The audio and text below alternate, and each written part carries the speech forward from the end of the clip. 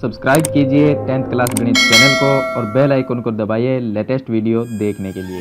Hello friends, चलिए आज हम शुरू करते हैं मॉडल पेपर 3 का पार्ट सी, जिसके अंदर हमें 17 से लेकर 20 तक क्वेश्चन दिए गए हैं, जिनको इस वीडियो में हम सरल करेंगे।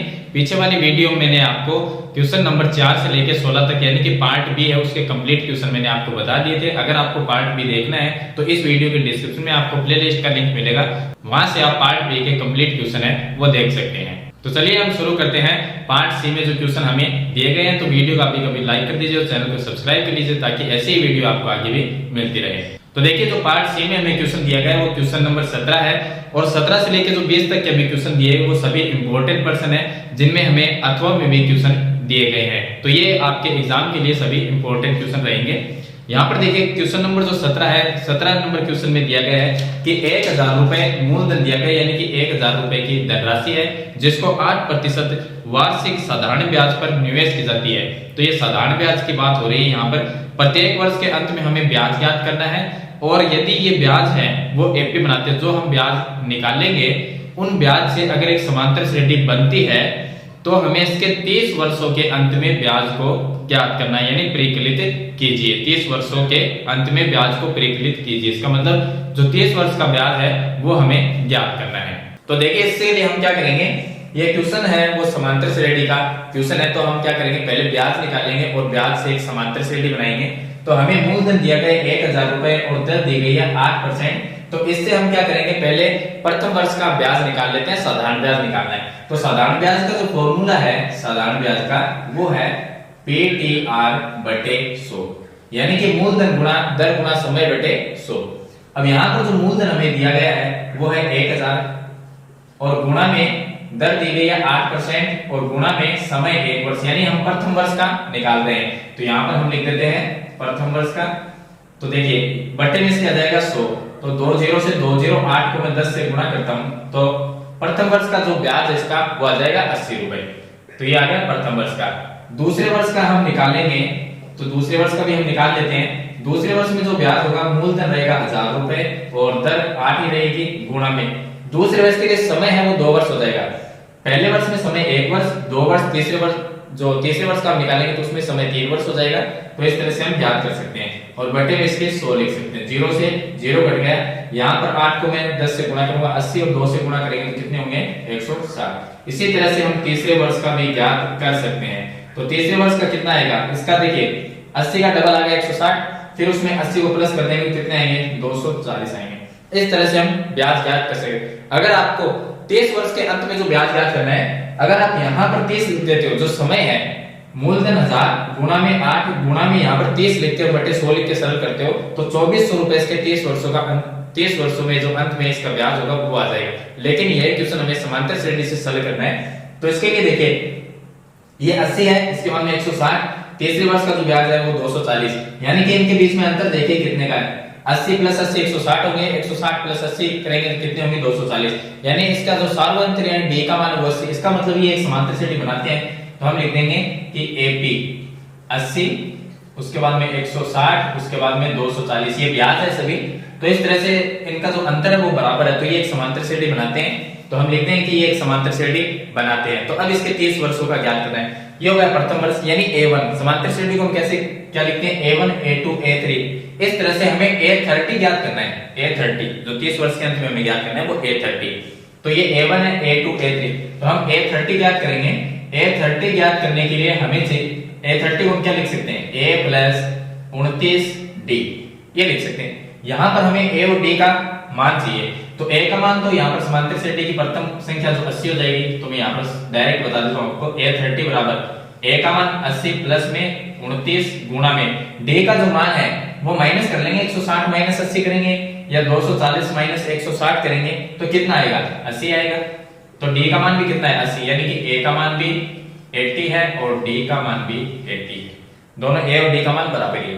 तो यहाँ पर हमने A30 का मान हम ज्ञात करेंगे, यानी 30 वर्षों के अंत में जो ब्याज होगा, तो ये आ गया 80 प्लस में 29 को 80 से गुणा कर लीजिए, ये आएगा हमारे पास में 2320। 2320 प्लस 80 करेंगे तो कितने आएंगे, 2400।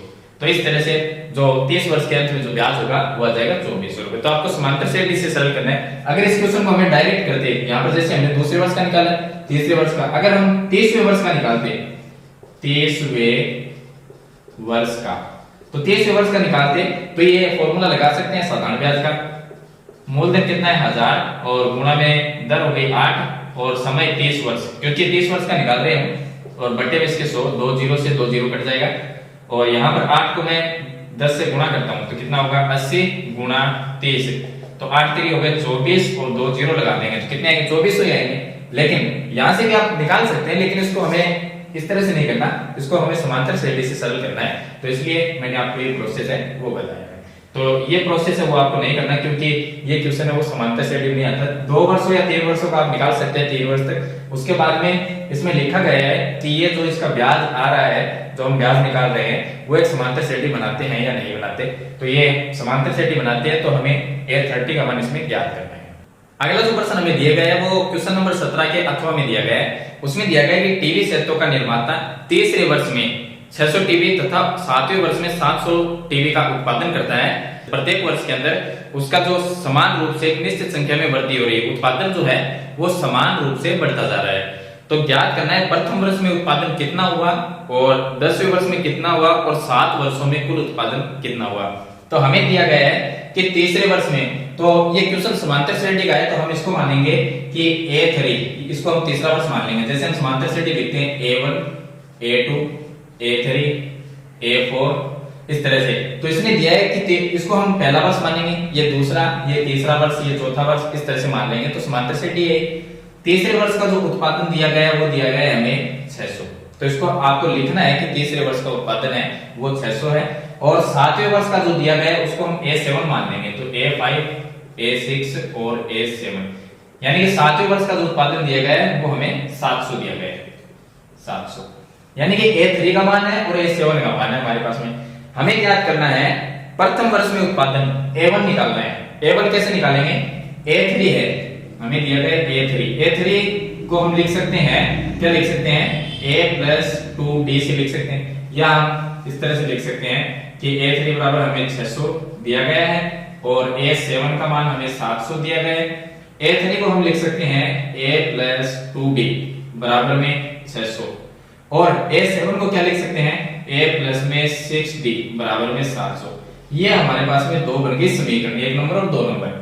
दोनों समीकरण को आप हल कर लो विलोपन विधि से। ये माइनस हो गया तो ये कट गया, ये माइनस हो गया, ये 2D और ये माइनस में 6D हो गए, तो माइनस में 4D बराबर, ये माइनस हो गया तो माइनस में 700 प्लस में 600 है, ये आ गया 100, माइनस में माइनस से माइनस कट गया तो D का मान क्या आएगा 100/4। अब भाग देंगे तो D का मान आएगा 25। D का मान क्या आ गया, इससे हम A का मान ज्ञात कर लेंगे। कैसे करेंगे, किसी भी समीकरण में D का मान रख दो तो A का मान आ जाएगा। चलिए मैं रख देता हूं, यहाँ पर हम पहले समीकरण में रख लेते हैं, तो A प्लस में ये 2D है तो 25 रखेंगे D की जगह, तो कितने होंगे 50 होंगे, ये आ गया 50 बराबर में 600। तो A का मान क्या आएगा, 600 में से 50 को माइनस करेंगे तो 550, यानी कि प्रथम वर्ष में उत्पादन जो हमें ज्ञात करना था तो इसका प्रथम वर्ष का उत्पादन कितना होगा 550 होगा। उसके बाद में हमें दिया गया है कि 10वें वर्ष में उत्पादन कितना हुआ, यानी A10 का मान ज्ञात करना है।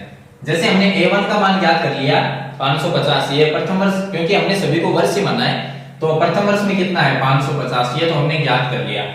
अब 10वें वर्ष में कितना उत्पादन हुआ, यानी A10 का मान ज्ञात करना है। तो A10 को हम लिख सकते हैं A प्लस में 9D, यहाँ पर D का मान रखो और यहाँ से A10 का मान निकाल दो। तो D का मान मैंने आपको बताई दिया, ये 25 है, रख के आप, और A का मान यहाँ पर 550 है, ये मान दोनों रख दो यहाँ पर और A10 का मान ज्ञात कर लो, यानी 10वें वर्ष का उत्पादन हो जाएगा। आपको एक सिस्टम से करना है इस क्वेश्चन को, मैं आपको थोड़ा फास्टली बता रहा हूँ क्वेश्चन को, तो मैंने आपको सभी प्रोसेस तो इसका सारा बता ही दिया आपको।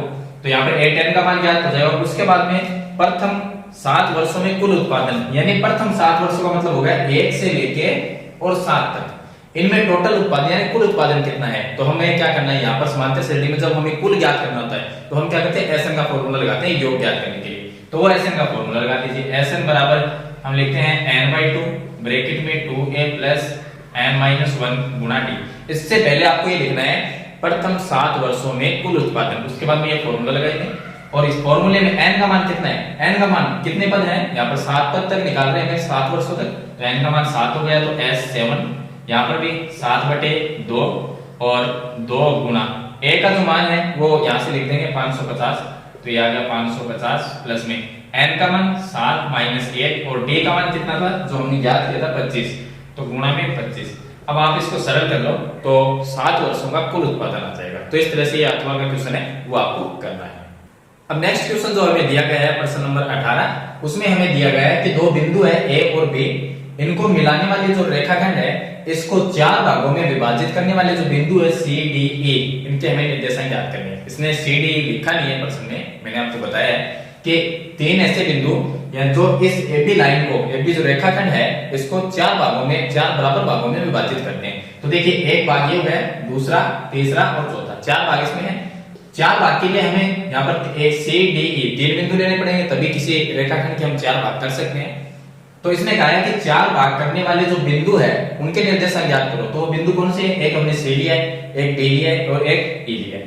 अब यहाँ पर इनके निर्देशांक ज्ञात करने के लिए आप जो अनुपात वाला फॉर्मूला है m1 x2 m2 x1 m1 m2 x बराबर लिखते हैं, इसी तरह से y बराबर लिखते हैं, उस फॉर्मूले से भी आप सरल कर सकते हो। लेकिन इसमें आपको अनुपात की जरूरत पड़ेगी।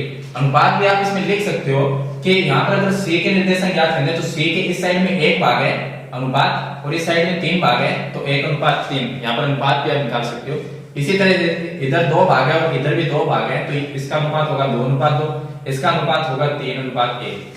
तो इस तरह भी आप सरल कर सकते हो। लेकिन ये अगर इस तरह से आप सरल करते हो तो क्वेश्चन थोड़ा सा लंबा और कठिन हो जाएगा, मतलब प्रोसेस आपको ज्यादा करनी पड़ेगी और आंसर तो सेम ही आना है। लेकिन हम क्या करेंगे कि फॉर्मूला इसमें एक दूरी का फॉर्मूला मैंने आपको बता दिया है और निर्देशांक ज्ञात करने वाले बताया। लेकिन यहाँ पर हम क्या करेंगे, मध्य बिंदु होता है, दो बिंदुओं के बीच में कोई मध्य बिंदु है, तो मध्य बिंदु के निर्देशांक जिस फॉर्मूले से हम ज्ञात करते हैं वो फॉर्मूला इसमें काम में लेंगे। तो हम क्या करेंगे, मध्य बिंदु ज्ञात करने का जो फॉर्मूला है वो इसमें हम काम में लेंगे और उससे हम निर्देशांक ज्ञात करेंगे।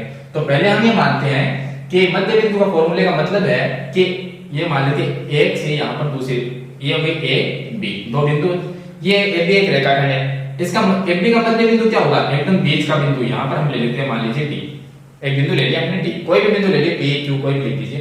तो ए बी का जो मध्य बिंदु है वो डी है, तो मध्य बिंदु पर ही ये फॉर्मूला लागू होता है, यानी उसी वक्त आप लगा सकते हैं जब कोई मध्य बिंदु है हमारे पास में।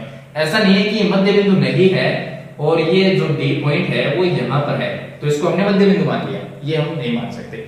इसने कहा इस प्रश्न में ये जो भाग है 4 वो बराबर भाग है, इसीलिए जो बीच का सेंटर बिंदु है डी वो ए और बी से बराबर दूरी पर है। डी जो है वो ए बी का मध्य बिंदु है, तो पहले हम डी के निर्देशांक ज्ञात करेंगे। क्यों? क्योंकि ए और बी के निर्देशांक तो है और डी मध्य बिंदु है, तो मध्य बिंदु के निर्देशांक हम ज्ञात कर सकते हैं। तो मध्य बिंदु का फॉर्मूला लगाएंगे तो हम ये लिख सकते हैं कि ए बी का मध्य बिंदु है डी, तो डी के निर्देशांक हम ज्ञात कर लेते हैं। तो डी के निर्देशांक ज्ञात करेंगे तो इसके लिए हम क्या करेंगे, यहाँ पर मैं इसके जो निर्देशांक आएंगे वो यहाँ पर हम लिख देंगे। फॉर्मूला जो है वो है x2 प्लस x1 बटे 2 और y2 प्लस y1 बटे 2। सिंपल आप फॉर्मूले में मान रखो। और अब x1 x2 बता देता हूँ, ये x1 है, ये y1 है और ये x2 है, ये y2 है। एक बार तो इसे मान लें क्योंकि दोनों के मध्य बिंदु d है, इसीलिए हम x1 y1 x2 y2 यही रहेंगे। तो यहाँ पर देखिए x2 क्या है, ये 2 है और ये माइनस में 2, तो 2 माइनस 2 बटे 2 और y2 प्लस y1, y2 का मान है 8 और प्लस में y1 का मान है 2 बटे 2। सरल कर लो, ये तो हो गया 0, 0 बटे 2 का मतलब हो गया 0 और यहाँ पे इसको सरल करेंगे तो 10 बटे 2 का मतलब होगा 5। तो निर्देशांक क्या आ गए 0 और 5, तो ये आ गए 0 और 5। अब दूसरा आपको निर्देशांक ज्ञात करना है, हम दूसरा क्या करें, ए और डी इनके बीच में कौन सा बिंदु है, सी है, जो कि ए और डी का मध्य बिंदु है, तो सी के निर्देशांक ज्ञात कर लेंगे। तो मैं लिखता हूं सी के निर्देशांक। अब सी के अगर निर्देशांक ज्ञात करने हैं, यहां पर x1 y1 तो ये रहेगा क्योंकि a के बीच में और d के बीच में है c, तो यहाँ पर d वाले को मान लेंगे, ये x2 y2 इसको हटा देंगे और इसको मान लेंगे कि ये x2 है, ये y2 है। अब हम मान रख देंगे जैसे हमने यहाँ पर रखे थे x1 y1 x2 y2 इसको मान लिया, तो फॉर्मूले में मान रखो और c के निर्देशांक आ जाएंगे। उसके बाद में जब c के निर्देशांक आ जाए तो हमें ज्ञात करने हैं, यहाँ पर देखिए c के लोगे, उसके बाद में e के, e किनके बीच में है, e है d और b के बीच में, तो d के निर्देशांक भी है, b के निर्देशांक भी है, हम e के ज्ञात कर सकते हैं क्योंकि d और b के बीच का मध्य बिंदु है वो e है। तो फॉर्मूले मान रखो, इसको आप मान लो x1 y1, इसको मान लो x2 y2, तो ए के निर्देशांक हम ज्ञात कर सकते हैं। मैंने एक बताया, आप सभी कर सकते हैं। इसी तरह से आपको करना है, तो प्रोसेस मैंने आपको इसका कंप्लीट बता दिया है। अगला जो हमें क्वेश्चन दिया गया है वो क्वेश्चन नंबर 18 के अथवा में दिया गया है। उसमें एक दिया गया है कि समचतुर्भुज का क्षेत्रफल ज्ञात करना है, जिसके हमें निर्देशांक दिए गए हैं, शीर्ष दिए गए हैं, जिसके शीर्ष हैं वो इसी क्रम में दिए गए हैं।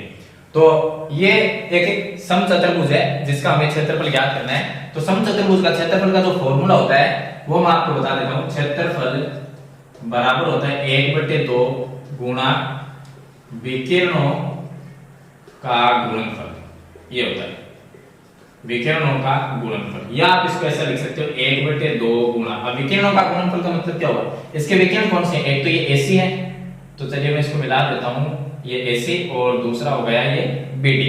तो AC गुणा BD कहने का मतलब ये है, अगर इसका क्षेत्रफल हमें ज्ञात करना है तो हमें AC और BD ये दूरी चाहिए। AC दूरी कैसे ज्ञात करेंगे? ये AC है तो इसको हम कैसे ज्ञात करेंगे? A और C के निर्देशांक है, तो दो बिंदु के बीच की दूरी है वो हम ज्ञात कर सकते हैं, जो दूरी का फॉर्मूला है उससे। तो दूरी का हम फॉर्मूला लगाएंगे, दूरी के फॉर्मूले से हम AC ज्ञात करेंगे, AC ज्ञात कर लेंगे अंडर रूट। अब दूरी का जो फॉर्मूला होता है वो मैंने आपको बताया x2 - x1।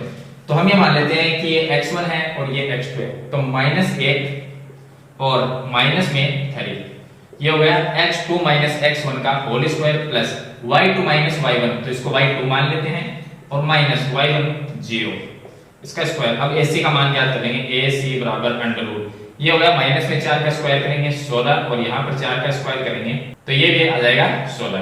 चलिए इसको आगे सरल करते हैं, तो ये कितने 16 + 16 कितने होंगे? 32 हो जाएंगे हमारे पास में। तो AC क्या आ गया? रूट में 32 आ गया। ये उसके बाद में दूसरा जो विकिरण है वो है BD, तो BD ज्ञात कर लेंगे, BD विकिरण निकालेंगे इसी तरह से, क्योंकि B जो यहाँ पर D के और B के निर्देशांक है तो हम दोनों के बीच की दूरी ज्ञात कर लेंगे B और D के। तो इसको हम मान लेते हैं x1 y1 है, ये x2 y2 है, तो x2 कितना है?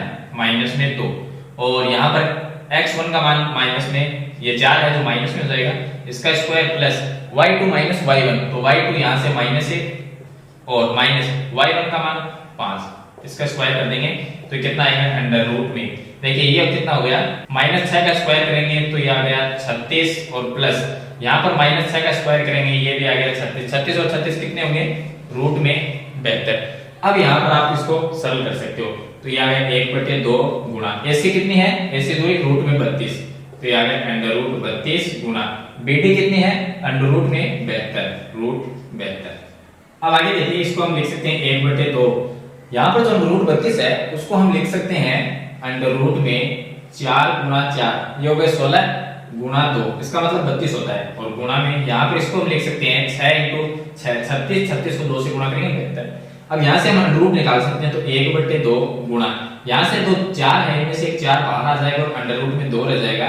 यहाँ से हम 6 को बाहर ले लेंगे, यानी 6 2 बार है तो एक बार बाहर आ गया हमारे पास में, यानी कि 6 × 4 36 का तो हम रूट निकाल सकते हैं, 6 आ गया और यहाँ पर 2 है हम रूट में रह गया। अब हम गुणा कर लेते हैं, तो 1/2 गुणा में 4 को 6 से गुणा करें, 6 चौक कितने हो गए? 24, और गुणा रूट 2 गुणा रूट 2 कितने होंगे? 2, 2 से ये 2 कट जाएगा, 1 को 24 से गुणा करेंगे तो इसका क्षेत्रफल क्या आएगा? 24 आएगा, जो भी सेंटीमीटर मीटर जो भी होगा तो वो हो जाएगा। तो इस तरह से हम इसका क्षेत्रफल ज्ञात करेंगे। आपको इसके लिए इसका जो AC और BD विकिरण है उसकी दूरी है वो निकालनी पड़ेगी।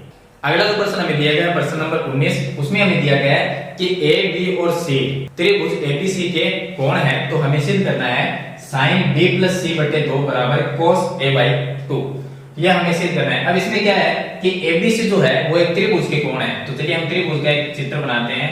इस त्रिभुज के अंदर ये कोण A है, यहाँ पर कोण B और ये कोण C। त्रिभुज के तीनों कोणों का योग कितना होता है? 180 डिग्री होता है, ये हमें पता है। तो इसको सिद्ध करने के लिए देखिए यहाँ पर हम क्या लिखेंगे कि त्रिभुज के तीनों कोणों का योग, तो हम तीनों कोणों को प्लस करते हैं, A + B + C बराबर 180 डिग्री। आपको ऊपर ये लिखना है कि त्रिभुज के तीनों कोणों का योग 180 डिग्री होता है। उसके बाद में हम ये लिखेंगे, अब देखिए हमें इस साइड में तो B + C रखना है, बराबर के चिन्ह के उस साइड में A लेके जाना है, तो हम A को इस साइड में लेके आएंगे, तो यहाँ पर हम रखेंगे B + C बराबर 180, माइनस में आ जाएगा A को हम इस साइड में लेके आएंगे।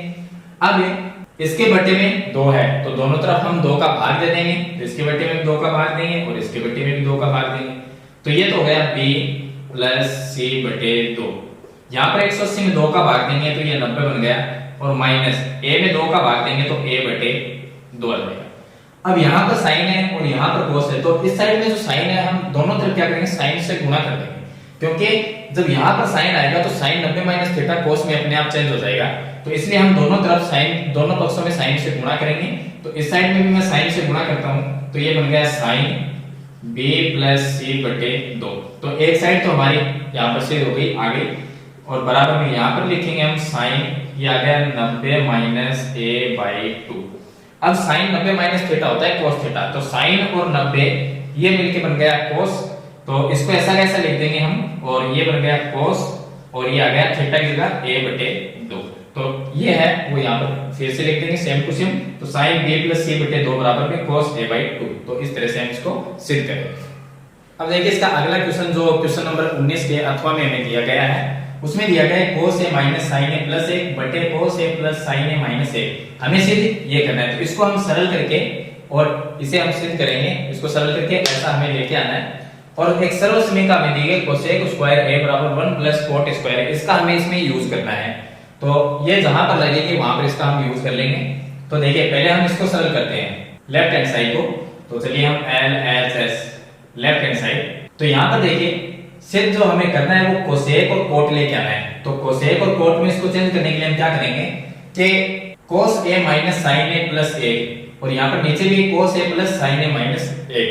तो इसमें हम क्या करेंगे, कोसेक और कोट के अंदर लेके आना है। अगर sin cos को कोट में चेंज करना है तो उसमें sin a cos का भाग देना पड़ेगा, और कोसेक है वो क्या होता है 1 बटे sin होता है जब कोसेक बनता है। तो हम क्या करेंगे कि यहाँ पर ऊपर अंश और हर में sin का भाग देंगे, तो हम लिखेंगे अंश व हर में sin a का, अब यहाँ पर सभी a है तो sin a लिख लिया, sin a का भाग देने पर हम भाग देंगे। भाग किस तरह देंगे, यहाँ पर cos a है, cos a इसके बट्टे में लिखेंगे sin a, क्योंकि हम sin a का सभी में भाग देंगे, माइनस में आगे आ गया sin a, इसके बट्टे में sin a का भाग देंगे, और प्लस में जो 1 है इसके बट्टे में sin a लिखेंगे, और इसी तरह से ये बट्टे का जो लाइन है वो हमने लगा दिया। अब नीचे जो cos a है इसके अंदर भी भाग देंगे, तो ये cos a बटे sin a हो जाएगा। उसके बाद में प्लस sin a, इसके बट्टे में भी sin a आ जाएगा, और माइनस में माइनस 1 बटे sin a, ये आ गया। अब इसको सरल कर लेते हैं, cos a बटे sin a क्या बन गया, कोट बन गया। तो इसको हम सरल करेंगे तो ये कोट बन जाएगा, तो इसको हम लिख देंगे cot a minus sin a बटे sin a, अब ये कट जाएगा तो 1 आएगा इसका आंसर 1, और प्लस 1 बटे sin का मतलब होता है कोसेक, तो ये बन गया कोसेक a, और इसके बटे वाली लाइन लगा देंगे हम। और इसी तरह से नीचे जो है cos बटे sin का मतलब होता है कोट, तो ये आ गया कोट a, और प्लस sin बटे sin a का मतलब 1, और माइनस 1 अपॉन sin का मतलब होता है कोसेक a। अब देखिए यहाँ पर कोट a और कोसेक a को पास पास लिख देंगे, इसी तरह से नीचे वाला जो है उसको भी लिख देंगे। आगे देखिए यहाँ पर cot a plus cosec a, मैं ये लिख देता हूं पहले, तो cot a plus cosec a, और माइनस उसके बाद ये माइनस। अब यहाँ पर जो 1 है, जो 1 है इसकी जगह हम ये सर्वसमय का काम में ले लेंगे। कैसे लेंगे, देखिए अगर मैं कोट स्क्वायर a को इस साइड में लेके आऊं तो इस साइड में क्या रहेगा, 1 रहेगा, यानी कि हम लिख सकते हैं cos square a minus cot square a बराबर 1, ये होगा। तो 1 की जगह हम cos square a minus cot square a लिख सकते हैं। तो चलिए मैं इसकी जगह लिखिए मैं आपको समझा देता हूं थोड़ा सा। कोसेक, अब ये लिखा हुआ है कोसेक a बराबर 1 प्लस कोट स्क्वायर a, तो इसको हम ऐसे लिख सकते हैं cosec square a minus cot को इधर लेके आएंगे तो क्या बन गया कोट स्क्वायर a बराबर में क्या रहा है, तो जो ये 1 लिखा हुआ है इसकी जगह मैं ये लिख सकता हूं, क्योंकि ये 1 के बराबर है, तो हम क्या करेंगे इस 1 की जगह हम cos square a minus cot square a लिख देंगे। तो चलिए यहां पर हम ये लिख देंगे कोसेक स्क्वायर a और माइनस में कोट स्क्वायर a, लेकिन इसको ब्रैकेट में ही रखें क्योंकि बाहर माइनस का चिन्ह है। चलिए और इसके बट्टे में जो जैसा है उसको वैसा ही लिख देंगे, कोट ए और कोसेक ए, जो उसको मैं पहले लिख देता हूं, तो ये कोट ए माइनस कोसेक ए और प्लस में एक लिखा हुआ है, तो ये आ गया प्लस ए। अब देखिए यहां पर ये हो गया ए स्क्वायर माइनस बी स्क्वायर। जैसे हम ए स्क्वायर माइनस बी स्क्वायर तो क्या लिखते हैं, एक बार प्लस और एक बार माइनस में लिखते हैं इसको, उसी तरह से हम यहां पर लिखेंगे। तो ये क्या बनेगा, देखिए कोट ए प्लस कोसेक ए और माइनस, इसको हम एक बार प्लस और एक बार माइनस में लिख सकते हैं। तो इसको मैं एक बार लिख दूंगा कोसेक स्क्वायर ए प्लस में कोट स्क्वायर ए, सॉरी स्क्वायर नहीं लिखेगा यहाँ पर क्योंकि एक बार प्लस और माइनस में लिखना है, और दूसरा ब्रैकेट सेम टू सेम ऐसा लिखेंगे लेकिन उसमें चिन्ह माइनस का होगा। तो हम लिखते हैं कोसेक ए और माइनस कोट ए, ये हो जाएगा। और इसके बट्टे में जो जैसा है उसको वैसा लिख देंगे, ये आ गया कोट ए माइनस कोसेक ए और प्लस में एक। यहां पर देखिए ये दोनों जो ब्रैकेट है वो गुणा में है और इसको भी मैं ब्रैकेट में लिख देता हूं। तो यहां पर देखिए cot A plus cosec A minus, ये दोनों गुणा में ब्रैकेट है, तो यहां से कॉमन क्या आ सकता है, कोट ए प्लस कोसेक ए, इधर भी है माइनस के चिन्ह के और माइनस के चिन्ह के इधर भी है, दोनों तरफ है, तो हम इसको कॉमन ले सकते हैं। तो चलिए मैं कॉमन ले लेता हूं, कोट ए प्लस कोसेक ए, इसको मैंने ले लिया, यहां पर कॉमन ले लिया। तो इसको जब कॉमन ले लेंगे तो यहां पर क्या रहेगा, एक रहेगा। तो चलिए मैं लिख देता हूं यहां पर एक और माइनस ये रह गया, और ये भी हमने कॉमन ले लिया तो cosec A minus cot A रहेगा। तो इसको लिख देता हूं cosec A minus cot A, लेकिन ये क्या है, ये ब्रैकेट में है, तो इसको मैं ब्रैकेट में ही लिख देता हूं इस तरह से, ये ब्रैकेट में रह जाएगा और इसके बट्टे में ही आ जाएगा, इसके बट्टे में आ जाएगा cot A minus cosec A plus A. अब देखिए यहां पर अगर मैं इस ब्रैकेट को हटा देता हूं यहां से, तो ये बाहर जो माइनस का चिन्ह है उसके कारण ये चिन्ह प्लस का हो जाएगा। तो अगर ब्रैकेट हटा देंगे तो ये प्लस होगा, तो नीचे वाला देखिए अब यहां पर ये 1 प्लस में है तो यहां पर भी 1 प्लस में है, ये दोनों गुणा में है, ब्रैकेट आपस में गुणा में है, इधर वाला और इधर वाला। तो कोट ए माइनस कोसेक ए, तो ये भी क्या हुआ, कोट ए प्लस में है माइनस में कोसेक ए प्लस ए, तो इस ब्रैकेट से ये ब्रैकेट कट जाएगा, तो क्या आएगा कोट ए प्लस कोसेक ए, और हमें सिर्फ क्या करना था cosec A plus cot A, तो इसको आगे पीछे लिख देंगे, कोसेक को पहले लिख लेंगे, तो ये आ जाएगा कोसेक ए प्लस में कोट ए, तो ये हमारा सिद्ध हो जाएगा। तो इस तरह से आपको सिद्ध करना है और सरल समीकरण इसमें आपको लगानी है, यानी सरल समीकरण का यूज इसके अंदर करना है, उसको सिद्ध करना है। अगला जो क्वेश्चन हमें दिया गया क्वेश्चन नंबर 20, उसके अंदर माध्य है और बहुलक है, दो सारणी दी गई, एक में हमें माध्य ज्ञात करना है और दूसरे में बहुलक ज्ञात करना है। माध्य के लिए 3 विधि है, कोई भी विधि से आप माध्य है वो ज्ञात कर सकते हैं, मैं पीछे भी आपको बता चुका हूं, और बहुलक है वो सबसे सिंपल है ज्ञात करना, वो भी मैंने आपको बता दिया। तो इसलिए हम क्वेश्चन नंबर जो 20 है उसका कोई भी क्वेश्चन इस वीडियो में सरल नहीं करेंगे, क्योंकि मैंने आपको पीछे वाले वीडियो में बताया था कि माध्य वो किस तरह से ज्ञात करता है, और बहुलक भी मैं आपको काफी बार बता चुका हूं। तो ये थे क्वेश्चन जो कि 17 से लेके 20 तक यानी 4 क्वेश्चन दिए गए थे, जिनके अथवा में भी क्वेश्चन थे, तो मैंने आपको कंप्लीट क्वेश्चन है वो मैंने आपको बता दिए किस तरह से सरल करना है। अगर आपको ये क्वेश्चन अच्छी तरह समझ में आ गए होंगे तो इस वीडियो को लाइक और शेयर जरूर करें, इस चैनल पे आप नए हैं तो सब्सक्राइब करें और साथ में बेल आइकन का बटन जरूर दबाएं। तो हम मिलते हैं इसके नेक्स्ट वीडियो में, तब तक के लिए थैंक यू।